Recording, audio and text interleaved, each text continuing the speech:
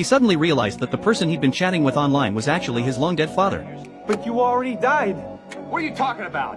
The Buxton fire.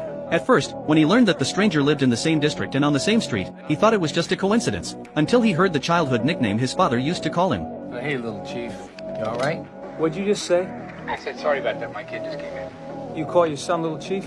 That instantly sparked a bold suspicion in John's mind, so he decided to ask the other person's name.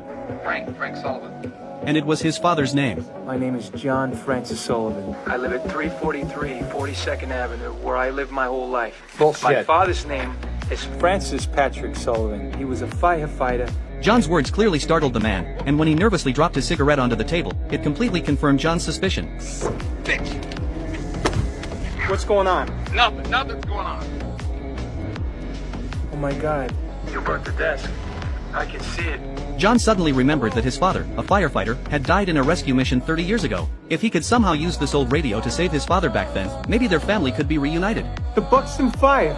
Oh, yeah? And when did that happen? 30 years ago? October 12th, 1969. Tomorrow. You're telling me look, I ain't dying in no fire tomorrow or any other day. You got that? Listen, tomorrow hasn't happened. That's all right. It hasn't happened. It ain't gonna happen. No, you gotta It ain't listen to gonna me. happen. It was an abandoned warehouse. You went with your instincts. But if I'm you'd just warning gone you. the other way, listen to me. If you'd just gone the other way, you would have made it. Hello? Just then, the radio connection abruptly cut off. But that brief conversation had stirred something deep within both father and son. Sure enough, the next day the fire department received a call. The location was the very same abandoned warehouse John had mentioned the night before.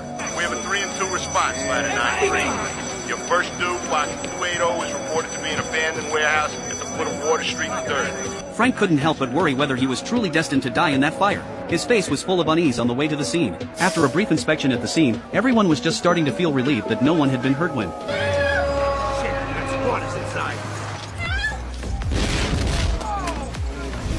they heard from a woman that her sister was still trapped inside the building. At that moment, Frank noticed the word Bastogne written on the wall. The Buxton fire.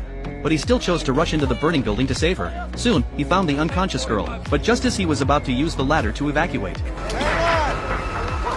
the hell is going on? Frank, the ladder's jammed! The ladder's jammed, Frank! You gotta find another way out! forced to look for another way out. But just as he hesitated over which way to go, he suddenly remembered what John had said the night before. If you'd just gone the other way, you would have made it. He decided to take what any trained firefighter would call a dead end. Sure enough, at the end of that passage, he found a delivery chute.